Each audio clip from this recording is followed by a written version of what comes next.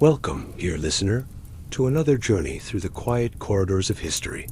Tonight, we travel back to the 1760s and 1770s, to a time when 13 colonies along the eastern edge of North America began to stir with discontent. This is the story of the American Revolution, not told as a tale of heroes and villains, but as the gradual, inevitable unfolding of human events across 2 decades of slowly mounting tension. Settle in comfortably as we explore this familiar yet complex story. You'll find yourself walking the cobblestone streets of Boston, feeling the weight of a musket in colonial hands, and breathing the smoky air of Continental Congress meetings. We'll witness the daily rhythms of life as ordinary people farmers, merchants, tavern keepers, and craftsmen found themselves swept up in forces larger than themselves. Tonight's journey unfolds in 4 gentle movements. First, we'll immerse ourselves in the daily life of colonial America in the 1760s, when the seeds of revolution were quietly taking root. Then we'll follow the biographical threads of key figures as events escalated from protest to warfare. Our third segment will explore the cultural mysteries and archaeological remnants that help us understand how these people lived and thought. Finally, we'll contrast the experiences of different social classes, from wealthy plantation owners to enslaved laborers, as they navigated this transformative period. The revolution was not a sudden explosion, but a slow burn, like a fire carefully tended over many years. Let us begin by stepping into that world, where the pace of life moved with the seasons, and where change crept forward as gradually as the turning of the tide. Segment 1. Daily Life Immersion, Colonial America. In the 1760s, imagine yourself waking before dawn in a small wooden house in Massachusetts Bay Colony, circa 1765. The year is significant. The Stamp Act has just passed, though its implications feel distant from your immediate concerns. Your world is bounded by the rhythm of agricultural seasons, the tolling of church bells, and the steady clip-clop of horses on packed dirt roads. The morning air carries the scent of wood smoke from countless hearths, mixing with the earthier smells of livestock and the ever-present aroma of baking bread. Most colonists, perhaps 8 out of every 10, worked the land in some capacity. Even in growing cities like Boston, New York, and Philadelphia, the agricultural cycle dictates much of daily life. Merchants time their shipments to harvest seasons. Craftsmen adjust their work schedules to accommodate the needs of farming communities. Your typical day begins with the crowing of roosters, though in winter months, you might rise in complete darkness. The first task is always rekindling the fire, a process that requires patience and skill. In most households, someone must tend the embers through the night, banking them carefully in ash to preserve the precious flame. A family that lets its fire die faces the inconvenience of borrowing coals from neighbors or the laborious process of striking new fire with flint and steel. The breakfast table reveals the stark realities of colonial diet. Porridge made from cornmeal, what colonists call hasty pudding, appears most mornings, perhaps sweetened with molasses or maple syrup if the family can afford such luxuries. Those living near the coast might add dried fish or oysters. Inland families rely more heavily on preserved meats, root vegetables stored in cellars, and the produce of their kitchen gardens. As the household stirs to life, the division of labor becomes apparent. Women and girls begin the endless cycle of food preparation, textile work, and household maintenance. The weekly wash day alone consumes nearly 12 hours of back-breaking labor hauling water, building fires, oiling clothes in large kettles, scrubbing with homemade soap, and hanging garments to dry. Between wash days, there is spinning, weaving, mending, cooking, preserving food, tending gardens, caring for children, and managing the complex economy of a self-sufficient household. Men and boys turn their attention to the fields, workshops, or whatever trade sustains the family. The colonial economy operates on a scale that seems impossibly intimate by modern standards. Most communities contain fewer than 1,000 souls, and everyone knows everyone else's business. The blacksmith knows which farmers need new tools. The miller anticipates which families will bring grain when the harvest comes in. The tavern keeper extends credit to regular customers and serves as an informal banker for the community. Transportation moves at the speed of walking horses. A journey from Boston to New York requires the better part of a week, traveling over roads that turn to mud in spring and freeze into bone-jarring ruts in winter. Most colonists live their entire lives within a radius of perhaps 20 miles from their birthplace. News travels slowly, often arriving weeks after events have occurred. The announcement of King George III's succession to the throne in 1760 reached some frontier settlements months after his coronation. Yet within this seemingly isolated world, invisible threads connect every community to global networks of trade and communication. The local merchant who sells imported tea from China, the ship captain who carries colonial timber to the Caribbean, the craftsman who works with tools forged in Birmingham, all participate in an Atlantic economy that spans continents. This interconnectedness will prove crucial as political tensions escalate. The social fabric of colonial life centers around institutions that provide both structure and surveillance. The Protestant work ethic permeates daily existence, with idleness considered both sinful and economically dangerous. Sunday worship is not optional. It's a community obligation that reinforces social hierarchies and shared values. The meeting house serves multiple functions: religious services, town meetings, public announcements, and social gatherings. Here, the minister's voice carries moral authority, while selectmen make decisions about local governance. Education varies dramatically by region and social class. New England communities often maintain small schools where children learn basic reading, writing, and arithmetic. The curriculum emphasizes religious instruction and moral education. Most learning occurs within families and through apprenticeships. A boy might spend 7 years learning carpentry, masonry, or metalworking from a master craftsman. Girls typically learn domestic skills from their mothers and female relatives, though some acquire literacy and basic numeracy. The legal system operates on principles that seem strange to modern sensibilities. Communities handle most disputes through informal mediation rather than formal courts. When official proceedings become necessary, they often take place in taverns or private homes rather than purpose-built courthouses. Punishment focuses on public humiliation and restitution rather than imprisonment. The stocks, pillory, and whipping post stand in every town square as constant reminders of community standards. Economic life flows according to patterns established over generations. Most transactions occur through barter or credit rather than cash payment. The local storekeeper maintains elaborate records of who owes what to whom. Harvest time brings a flurry of activity as families settle accounts, pay debts, and prepare for the lean months ahead. Currency remains scarce and unstable, a constant source of friction between colonists and British authorities who seek to regulate monetary policy from London. As 1765 progresses, subtle changes begin to disturb these established routines. The Stamp Act requires official stamps on legal documents, newspapers, playing cards, and dice. The cost seems manageable, but the principle strikes at something deeper. For the first time, Parliament directly taxes colonists rather than regulating trade. Merchants grumble about the additional paperwork. Lawyers worry about the impact on legal proceedings. Newspaper publishers calculate how the tax will affect their already precarious finances. The protests begin quietly, almost casually. A group of Boston merchants agrees to boycott British goods. A Virginia lawyer named Patrick Henry delivers a fiery speech to the House of Burgesses.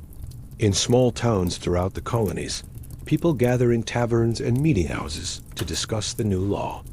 The conversations follow familiar patterns: complaints about British policy, expressions of loyalty to the crown, hopes that reasonable men will find reasonable solutions. Yet something fundamental has shifted. The daily rhythms of colonial life continue the seasonal cycle of planting and harvesting, the weekly pattern of work and worship, the endless round of domestic tasks. But beneath this surface calm, a new awareness spreads through the colonial consciousness. The decisions made in London affect daily life in Salem, Williamsburg, and Charleston. The abstract concept of taxation without representation begins to take concrete form in the minds of farmers, merchants, and craftsmen. The Sons of Liberty organize in major cities, creating networks of communication and resistance. Their meetings occur in the same taverns where men have always gathered to discuss local affairs. They use the same methods of organization committees, resolutions, public demonstrations that communities have long employed to address common problems. But now these familiar forms serve new purposes, challenging imperial authority in ways that will ultimately prove irreversible. As winter approaches in 1765, colonial life maintains its ancient rhythms. Families gather around hearth fires, telling stories and mending tools. Women preserve the last vegetables from their gardens. Men repair buildings and equipment in preparation for spring planting.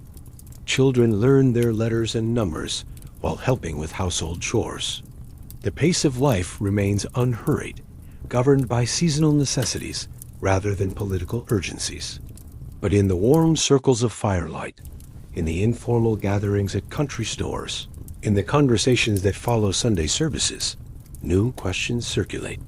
What does it mean to be a British subject? How far can Parliament extend its authority? What obligations do colonists owe to a government that seems increasingly remote and unsympathetic? These questions will not be answered quickly or easily, but they mark the beginning of a transformation that will reshape not only colonial daily life, but the entire relationship between America and the wider world. The revolution, when it comes, will emerge from these quiet conversations, these gradual shifts in consciousness, these small acts of resistance woven into the fabric of ordinary life. For now, in the closing months of 1765, the future remains unwritten, but the seeds of change have been planted in the rich soil of colonial experience. Segment 2. Biography and Events. The Escalation Toward War 1766-1776. Let us now follow the threads of individual lives as they weave together into the larger tapestry of revolution. The transformation from loyal British subjects to American. Rebels did not occur overnight, but rather through a series of small decisions, personal encounters, and gradual shifts in allegiance that spanned a full decade.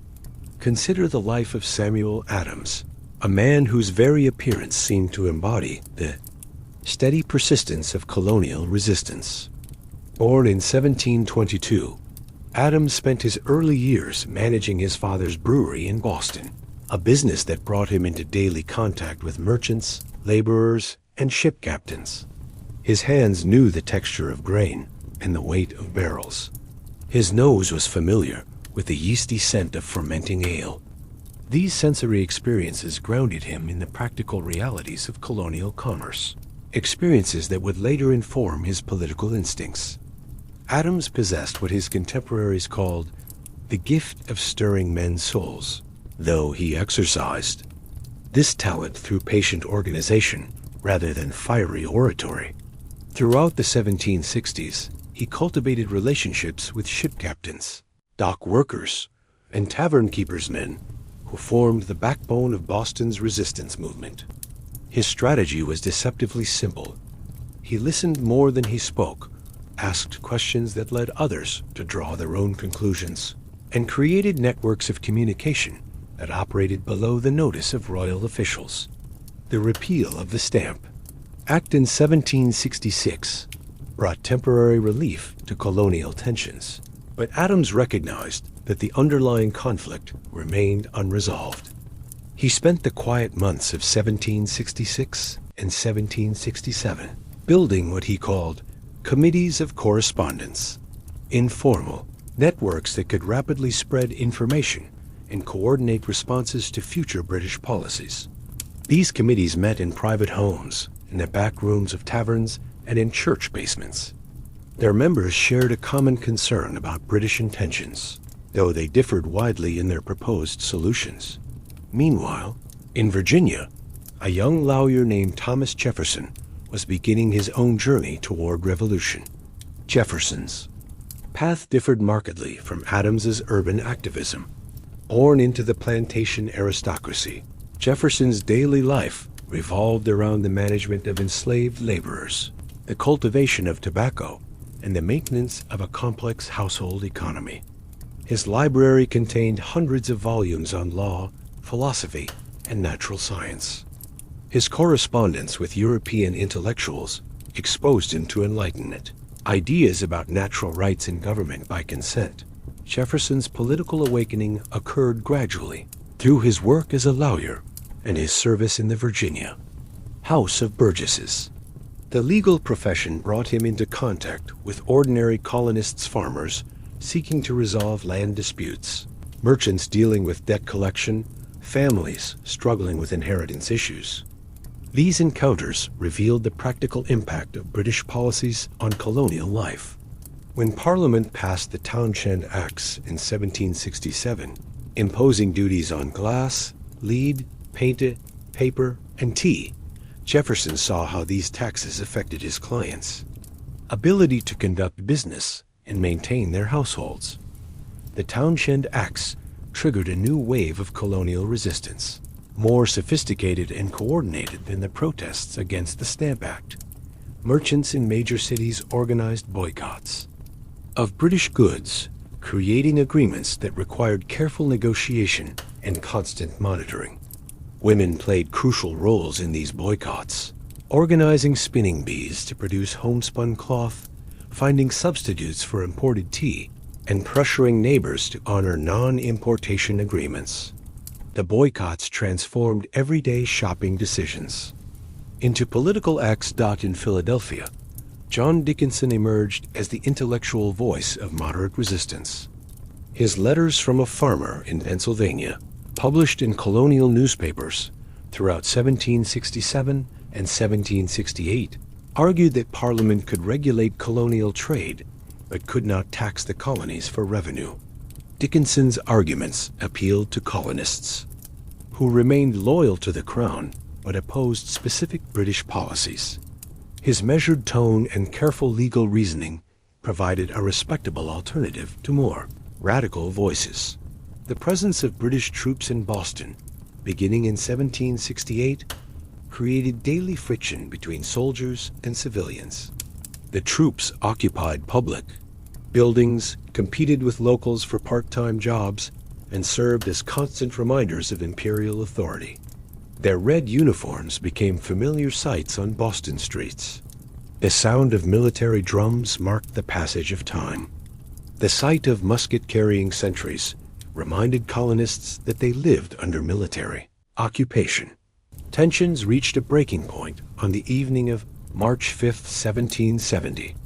A crowd of Bostonians gathered outside the Custom House, where a single British sentry stood guard. The crowd grew larger and more aggressive, throwing snowballs and chunks of ice at the soldier. When additional troops arrived to support the sentry, the confrontation escalated. In the confusion that followed, the soldiers fired into the crowd, killing 5 colonists and wounding others. The Boston Massacre, as colonists soon named the incident, became a powerful symbol of British oppression. Samuel Adams organized the victims' funerals, ensuring that they became public demonstrations of colonial solidarity. The trials of the British soldiers, defended by John Adams, Samuel's cousin, demonstrated that colonists could distinguish between opposition to British policy and respect for British legal traditions. The acquittal of most soldiers actually strengthened the colonial position by showing that Americans sought justice, not revenge. The years following the Boston Massacre brought a deceptive calm to colonial British relations. The Townshend Acts were repealed except for the duty on tea. Trade resumed normal patterns. The networks of resistance remained in place, but operated quietly, maintaining communication while avoiding confrontation. This period of relative peace masked the deeper transformation occurring in colonial consciousness.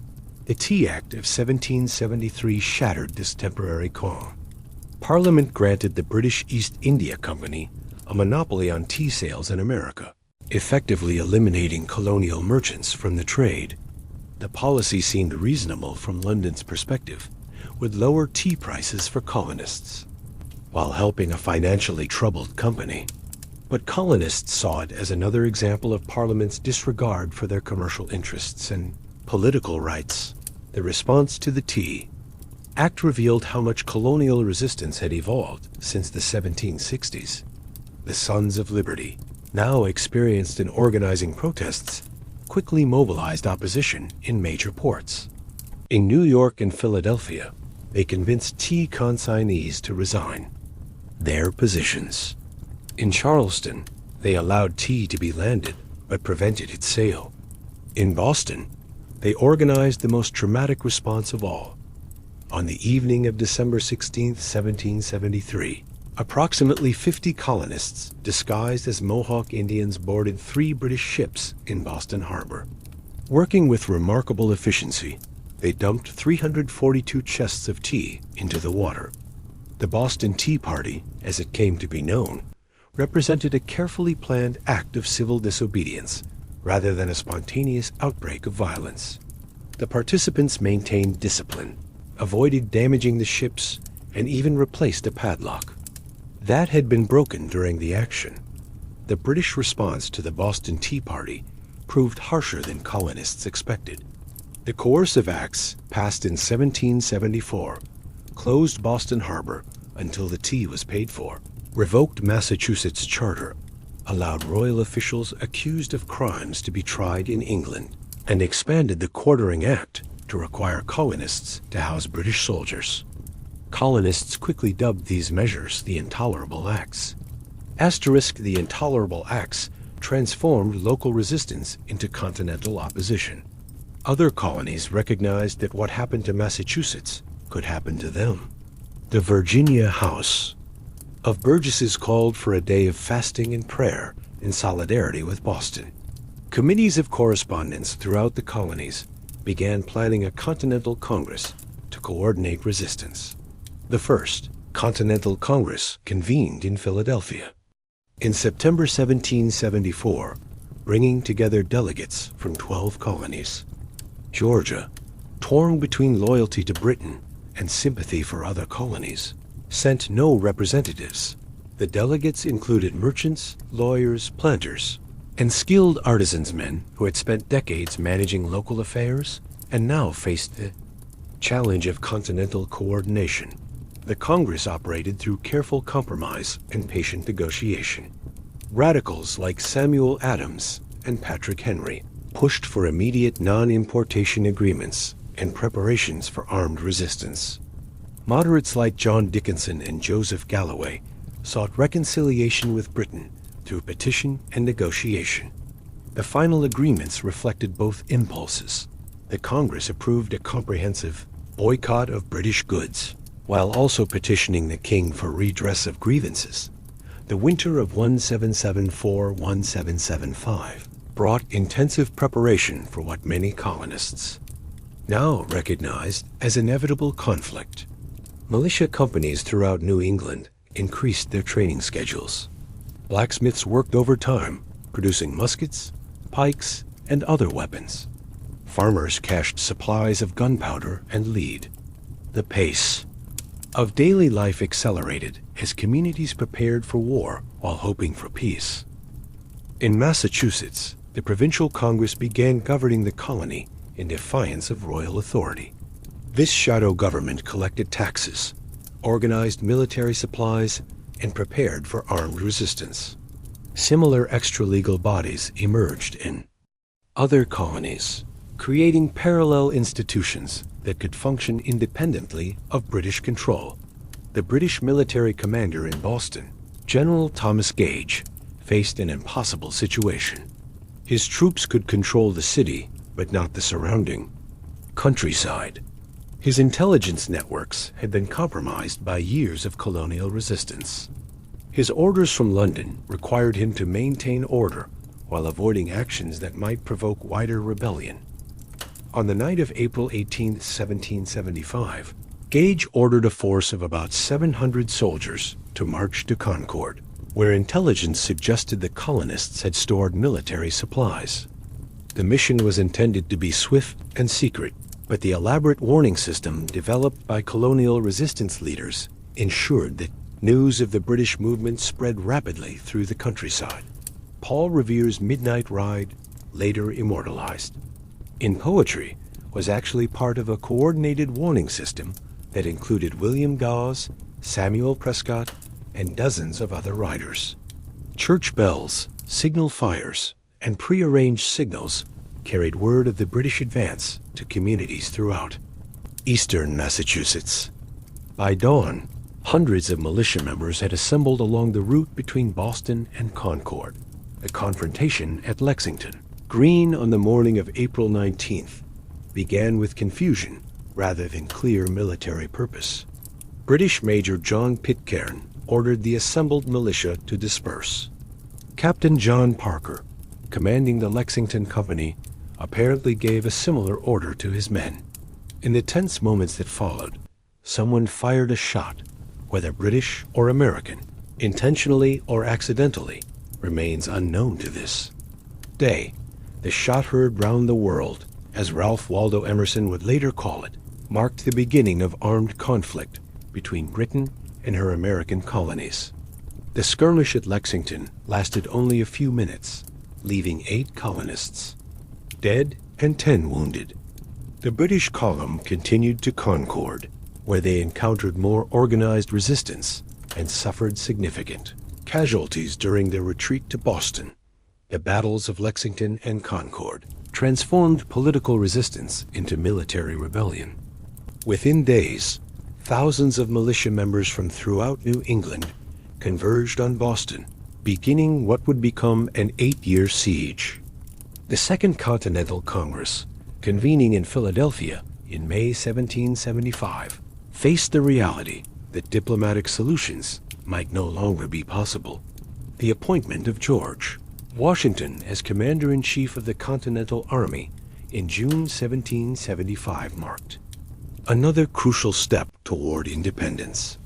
Washington's selection reflected both his military experience and his symbolic importance as a Virginia planter who supported New England's cause. His acceptance of the position committed the southern colonies to what had begun as a New England rebellion. The psychological journey from resistance to revolution culminated in the publication of Thomas Paine's Common Sense in January 1776. Paine's pamphlet, written in plain language that ordinary colonists could understand, argued that independence was not only necessary, but inevitable.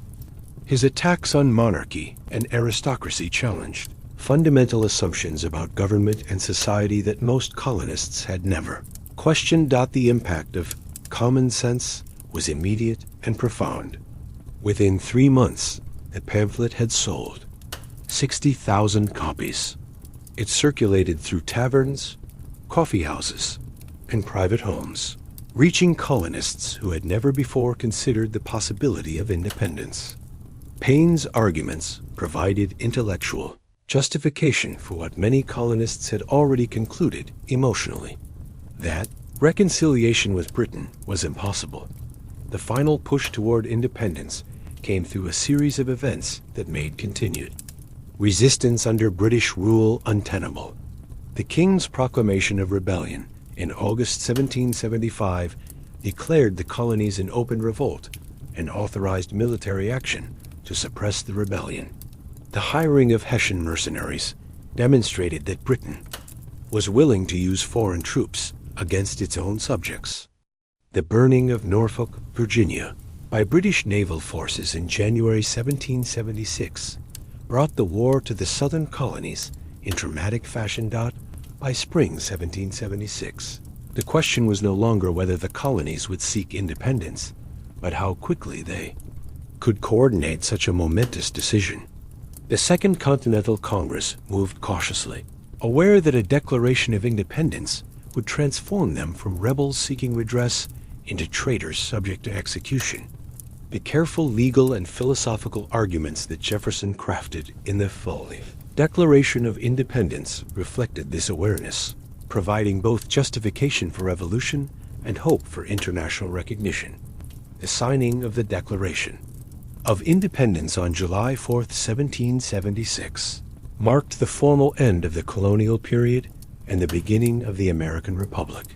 But the transformation from British subjects to American citizens had begun years earlier, in the quiet conversations of committees of correspondence, the patient organizing of merchants' boycotts, and the gradual recognition that their interests and Britain's interests were fundamentally incompatible. The individuals who shaped this transformation, Adams with his methodical organizing, Jefferson with his intellectual clarity, Washington with his steadfast leadership, represented different aspects of the colonial experience. Their diverse backgrounds and approaches reflected the complexity of American society and the challenges of creating unity among 13 distinct colonies. The revolution they helped create would test whether such unity could survive the pressures of war and independence. Segment 3. Cultural Mysteries and Archaeological Insights. The Revolutionary Mind, 1776 to 1783. To truly understand the American Revolution, we must venture beyond the familiar narratives of political events and military campaigns.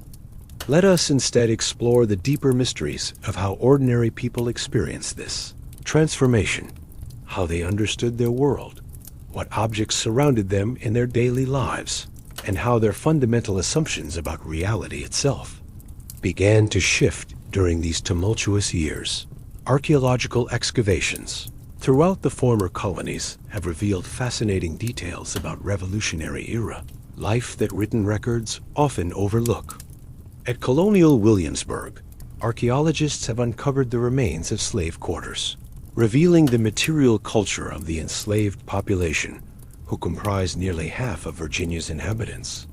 The artifacts tell stories of resistance and adaptation, hidden caches of personal belongings, modified tools that served multiple purposes, and evidence of African cultural practices that persisted despite the dehumanizing conditions of bondage. In these archaeological layers, we find fragments of pottery that bear the marks of individual hands, the slight irregularities that distinguish handmade objects from mass-produced goods. A broken teacup recovered from a Philadelphia privy reveals not only the owner's social aspirations, but also the complex web of global trade that brought Chinese porcelain to American tables. The very act of drinking tea, so central to the political conflicts of the 1760s and 1770s, becomes visible through these material remains.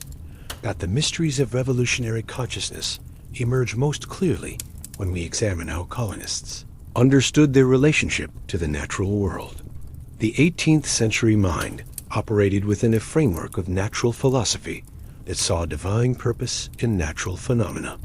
When Benjamin Franklin conducted his famous electrical experiments, he was not merely satisfying scientific curiosity, but seeking to understand what he called the grand scheme of providence.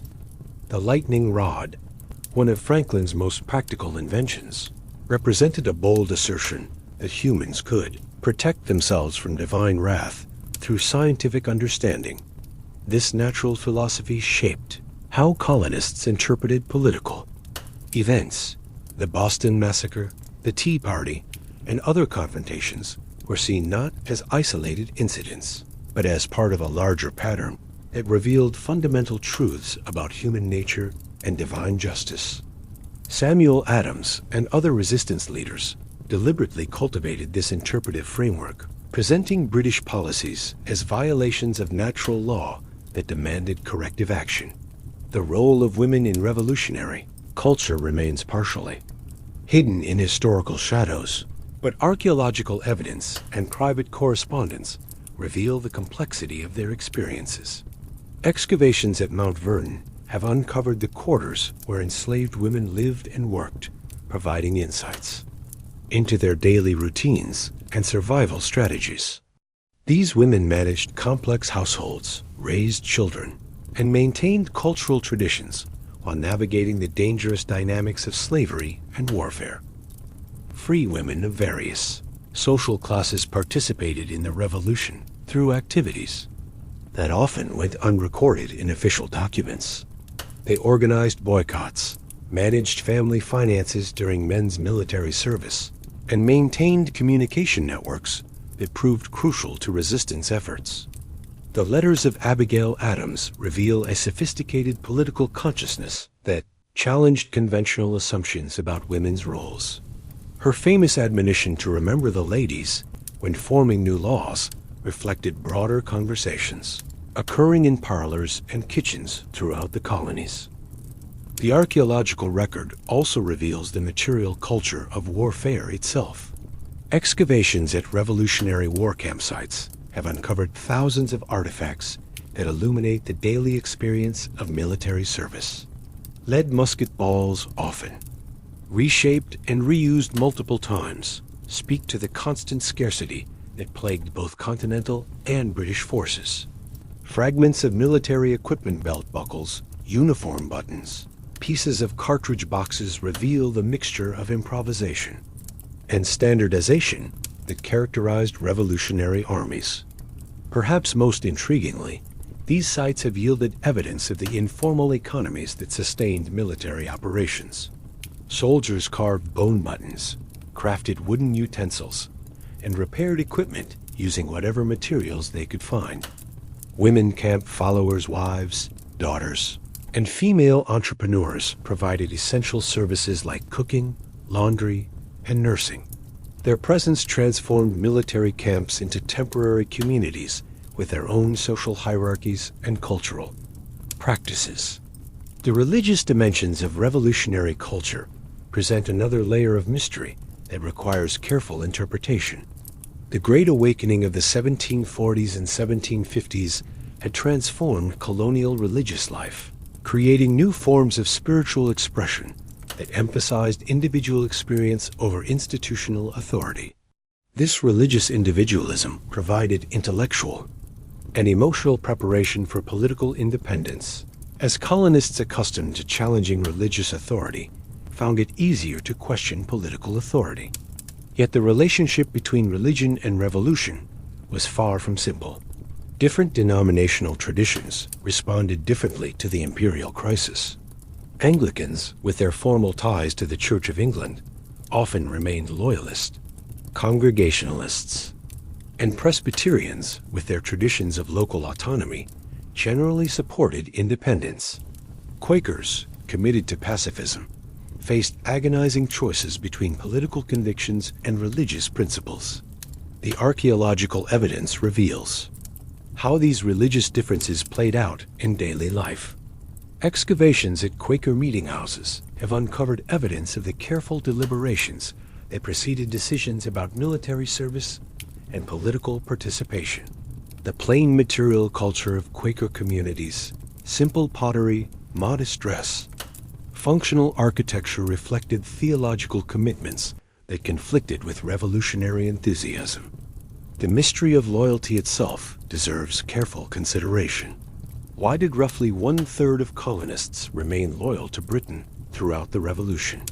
Archaeological excavations at Loyalist sites reveal communities that maintained English cultural practices long after independence. Their material culture imported goods, formal gardens, traditional architectural styles reflected conscious choices to preserve connections with the mother country. Loyalist writings reveal complex motivations that went beyond simple political preference. Many Loyalists feared that independence would lead to social chaos and economic collapse. They valued the protection that British military power provided against Indian attacks and foreign invasion. Some, particularly in the southern colonies, worried that revolution would threaten the slave system that underpinned their economic prosperity. The experience of Native American communities during the Revolution presents perhaps the most complex cultural mystery of all. Archaeological evidence from Iroquois villages reveals communities caught between competing imperial powers, each promising protection while demanding military alliance. The material culture of these communities shows fascinating adaptations. European trade goods modified for traditional uses, hybrid technologies that combined indigenous and European techniques, and defensive strategies that reflected the harsh realities of frontier warfare. The decision of most Iroquois nations to ally with Britain reflected careful calculation rather than simple preference. British authorities had consistently tried to limit colonial expansion into Indian territories, while colonial governments seemed determined to open these lands for settlement.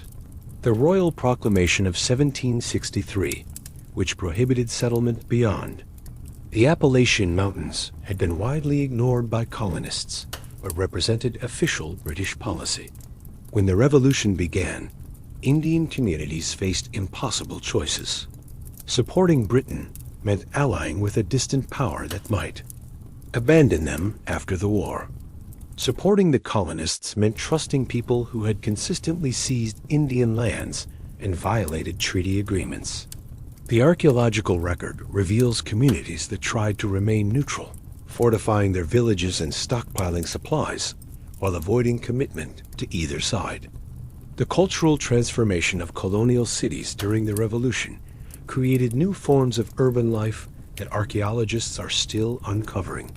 Philadelphia, serving as the national capital for much of the Revolutionary period, became a laboratory for Republican culture. Excavations in the city have revealed the material traces of this transformation. New forms of public architecture, changes in domestic spaces that reflected Republican ideals, and evidence of the diverse populations that the Revolution brought together. The mystery of how ordinary people understood abstract concepts like liberty and republicanism emerges through careful analysis of popular culture. Broadsides, almanacs, and other printed materials that circulated widely reveal how complex political ideas were translated into accessible language. The imagery used in these publications, symbols drawn from classical antiquity, biblical references, and natural metaphors, provided frameworks for understanding revolutionary change. Archaeological evidence from taverns and coffee houses reveals these venues as crucial spaces for political discussion and cultural formation. Excavations have uncovered the remains of clay pipes, drinking vessels, and gaming pieces that speak to the social activities that accompanied political conversation. The architecture of these spaces, long tables, open floors, and central hearths facilitated the kinds of informal gathering that proved essential to revolutionary organizing. The transformation of domestic space during the Revolution reflects broader changes in colonial culture.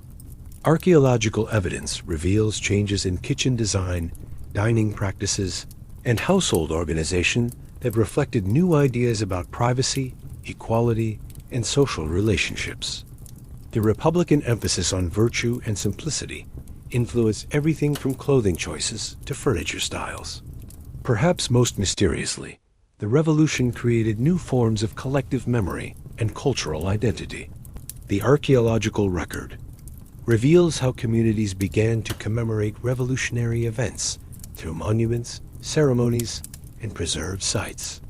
The battlefield at Lexington became a pilgrimage destination within years of the fighting. Communities throughout New England began preserving Revolutionary-era buildings and artifacts as symbols of their contribution to independence. The material culture of the Revolution also reveals the global connections that sustained the American war effort. Archaeological excavations have uncovered French military equipment, Spanish coins, and goods from throughout the Atlantic world. These artifacts remind us that the American Revolution was part of a larger global conflict that drew in European powers, Caribbean colonies, and Native American nations. The mystery of how the Revolution ended not with a dramatic surrender, but with a gradual recognition of American independence reflects the complex cultural transformation that the war had produced. Archaeological evidence from the period immediately following Yorktown reveals communities that were simultaneously celebrating victory and grappling with the challenges of building new institutions. The Loyalist exodus that followed the revolution created its own archaeological signature. Excavations at abandoned Loyalist properties reveal hasty departures, buried valuables, hidden caches of important documents, and evidence of fires set to prevent Patriot use of buildings. These sites tell stories of personal tragedy and cultural disruption that the triumphant narrative of independence often overlooks. As we examine these archaeological mysteries and cultural transformations, we begin to understand that the American Revolution was not simply a political event, but a profound reimagining of human possibilities. The colonists who became Americans did not merely change governments. They created new forms of social life, new ways of understanding individual rights and collective responsibilities, and new relationships between past traditions and future possibilities. The Revolution's cultural legacy emerged through countless small decisions and gradual adaptations rather than dramatic moments of transformation. The archaeological record reveals communities that experimented with new forms of governance, tested different approaches to social organization, and gradually developed the institutions that would shape American life for generations to come. Segment 4. A revolution of many voices. The story of revolution is never singular. It fractures along the lines of class and race, opportunity and oppression, hope and despair. In the crucible of American independence, different groups would find themselves living through vastly different revolutions, some ascending to new heights of political power, others discovering unexpected possibilities, and still others facing devastating loss. The democratic ideals proclaimed in Philadelphia's halls would collide with the harsh realities of a society built on hierarchy, slavery, and dispossession. A gilded paradox. Wealthy planters and merchants in the grand mansions of Virginia and the counting houses of Philadelphia, the Revolution wore a different face. For the planter elite men like George Washington, Thomas Jefferson, and the Lees of Virginia, the war represented both opportunity and profound contradiction. These were the men who penned eloquent declarations about liberty while owning hundreds of human beings who spoke of taxation without representation while denying the vote to most of their countrymen. The daily life of a wealthy planter during the Revolution was a study in contrasts. Jefferson, writing passionately about human equality at Monticello, was simultaneously managing an estate worked by enslaved laborers. His morning might begin with correspondence about natural rights and end with reviewing the productivity of his tobacco fields. The Revolution offered these men the chance to break free from British mercantile restrictions, to trade freely with the world, and to expand westward without royal proclamations blocking their path. Yet the war also brought profound disruptions to their comfortable existence. British naval blockades strangled their export trade. Continental currency depreciated rapidly, eroding the value of their substantial loans to the new government. Many found their plantations raided, their slaves carried away by British forces who promised freedom to those who fled Patriot masters. The revolution that promised them greater autonomy also stripped away the stable imperial system that had protected their property and maintained order. Northern merchants faced their own revolutionary paradox. Men like John Hancock and Robert Morris had chafed under British trade restrictions, seeing the revolution as an opportunity to expand their commercial horizons. The war indeed brought new possibilities contracts with the Continental Army, privateering ventures against British shipping, and the prospect of unrestricted trade with Europe and the Caribbean. Yet it also brought immediate hardships: the loss of established British markets, the chaos of depreciating currency, and the constant threat of British naval retaliation. For both planters and merchants, the revolution was ultimately profitable, but not without cost.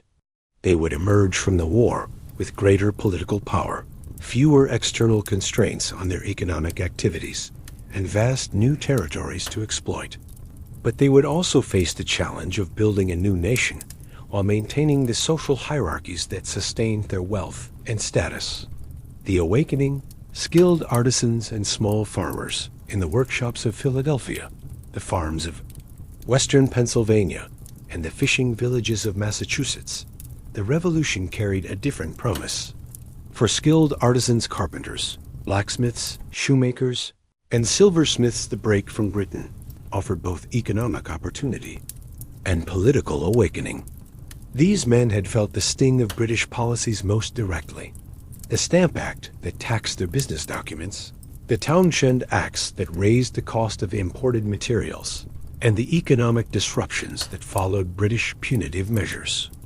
The Revolution gave artisans like Paul Revere and George Robert Twelves Hughes a voice they had never possessed. In the Sons of Liberty, in town meetings, and in the Continental Army, they found themselves debating political philosophy and making decisions about governance. The warriors saw an explosion of political pamphlets, newspapers, and debates that drew common farmers and craftsmen into discussions about representation, taxation, and the nature of government itself. For small farmers, particularly those on the frontier, the Revolution offered the tantalizing prospect of free land. The removal of British restrictions on Western settlement meant that a man with little more than an axe and determination might carve out a substantial farm from the wilderness. The revolutionary government's promises of land grants to soldiers further democratized this opportunity, though the reality of frontier life constant threat from displaced Native Americans, isolation from markets, and the backbreaking labor of clearing forests tempered these dreams. The war years brought both opportunity and hardship to these middling classes. Military contracts for uniforms, weapons, and supplies provided steady income for skilled craftsmen. The disruption of British imports created new markets for American-made goods. Yet the same war that created opportunities also brought inflation, forced military service, and the constant threat of enemy raids. Perhaps most significantly, the Revolution gave these groups a sense of political agency they had never before possessed. The rhetoric of natural rights and popular sovereignty was not merely abstract philosophy, it was a practical framework for their expanded political participation. In the new state constitutions, property requirements for voting were often lowered.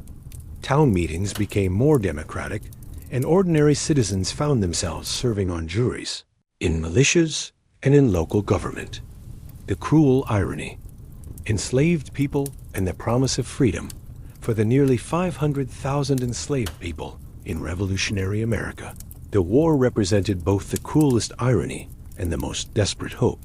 They heard the soaring rhetoric about liberty and natural rights, watched their masters fight against what they called slavery to Britain, and wondered when those same principles might be applied to their own bondage. The Revolution created unprecedented opportunities for enslaved people to claim their freedom. Lord Dunmore's proclamation in 1775, offering freedom to slaves who joined British forces, was followed by similar promises throughout the war. Thousands of enslaved people fled to British lines, seeking the liberty that American revolutionaries proclaimed but denied them. In the chaos of war, others simply disappeared into the countryside, forging new identities as free people or joining Maroon communities in remote areas. Yet the opportunities were fraught with danger and uncertainty. British promises of freedom were often hollow, motivated more by military necessity than humanitarian concern. Many who fled to British lines found themselves sold to Korean plantations or abandoned when British forces retreated. The war's end brought particular tragedy, as British forces evacuated thousands of formerly enslaved people to Nova Scotia and Sierra Leone, but left many others to face the wrath of returning masters. The Revolution also brought subtle changes to the institution of slavery itself. The war's disruption of plantation routines created new spaces for enslaved people to negotiate better conditions. learn new skills, and maintain family connections. In the Chesapeake, many enslaved people hired themselves out as skilled laborers, gaining a measure of economic autonomy, even within bondage. The evangelical revivals that swept through Revolutionary America offered enslaved people new spiritual communities and the radical message that all souls were equal before God. Perhaps most importantly, the revolutionary rhetoric of natural rights provided enslaved people with a powerful language for challenging their bondage.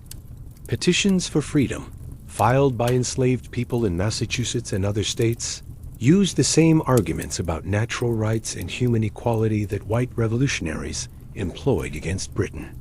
These legal challenges, while often unsuccessful, established precedents and kept the contradiction between slavery and revolutionary ideals in the public consciousness. Precarious freedom. Free people of color navigate revolution.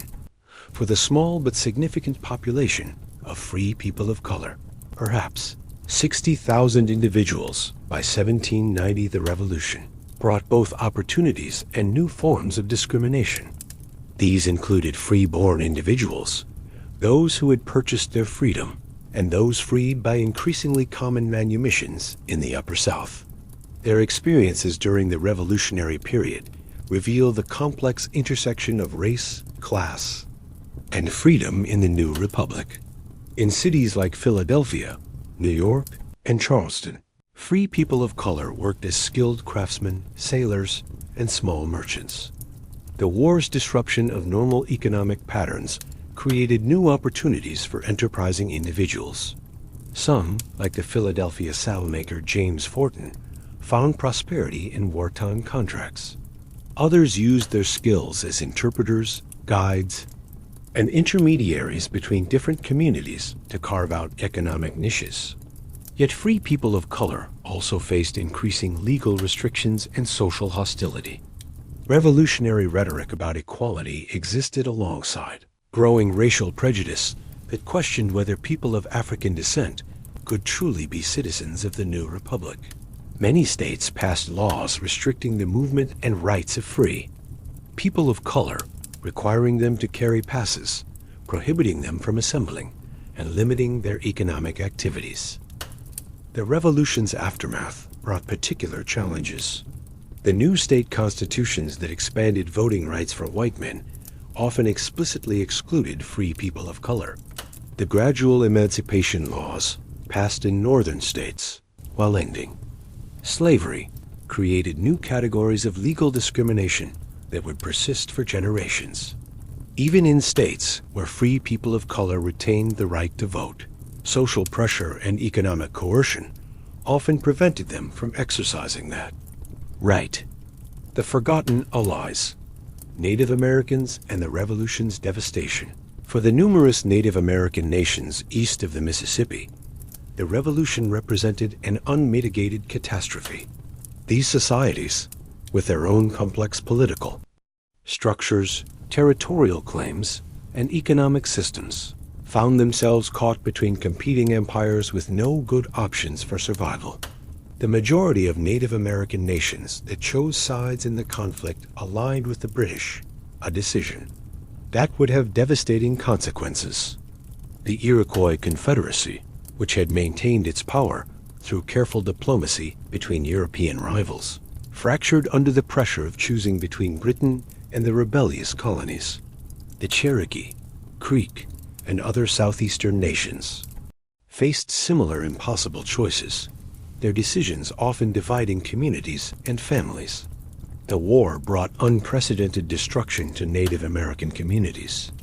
American forces, following a strategy of total war, systematically destroyed Native American towns, crops, and food stores. The Sullivan Expedition of 1779 laid waste to Iroquois settlements throughout New York, earning Washington the Iroquois name Town Destroyer. Similar campaigns in the South left Cherokee and Creek communities devastated, their populations scattered, and their traditional territories occupied by expanding white settlements. The Revolution's end brought no relief. The Treaty of Paris, negotiated without any Native American representation, ignored existing treaties and territorial rights. The new American government, claiming victory over both Britain and its native American allies, asserted sovereignty over vast territories that had never been ceded. The Articles of Confederation and later the Constitution treated Native American nations as foreign powers when convenient and ignored their sovereignty when territorial expansion demanded it. The post-revolutionary period saw an accelerated pattern of land cessions, often obtained through coercion, fraud, or negotiations with unrepresentative leaders. The democratic ideals that animated white Americans' resistance to British rule were not extended to Native Americans, who were increasingly viewed as obstacles to civilization rather than fellow inhabitants of the continent. The persistence of hierarchy. Women and the Revolution's limits. The Revolution's impact on women reveals perhaps most clearly the selective nature of revolutionary change. Women from all social classes contributed to the revolutionary cause-spinning thread to avoid British imports, managing farms and businesses while men fought, serving as spies and messengers, and in some cases taking up arms. Yet the revolution's political transformation largely excluded them from its benefits. Elite women like Abigail Adams and Mercy Otis Warren engaged seriously with revolutionary political thought, corresponding with leading men about governance and natural rights. Adams's famous plea to her husband, to remember the ladies in the autumns, new laws was both prescient and largely ignored. These women understood that revolutionary principles of equality and representation applied to their situation, but they lacked the political power to enforce that logic. Middle-class women found their roles both expanded and constrained by revolutionary ideology. The concept of Republican motherhood gave women a political role as educators of virtuous citizens, but this role was firmly domestic and subordinate. Women's contributions to the war effort were praised, but not rewarded with political rights. The new state constitutions that expanded male suffrage often made women's political exclusion more explicit than it had been under British rule. Working-class women faced particular hardships during the Revolutionary period. Military campaigns disrupted traditional women's work, from spinning and weaving to keeping boarding houses and selling goods in markets. The inflation that accompanied the war hit hardest those with the least resources. Some women found new opportunities in the disrupted economy, but these gains were often temporary and vulnerable to post-war economic readjustment. The revolution's incomplete promise. As the smoke cleared from the revolutionary battlefields, the new nation faced a fundamental question. Who would inherit the promises of liberty and equality that had justified the break from Britain? The answer revealed the revolution's profound limitations alongside its genuine achievements.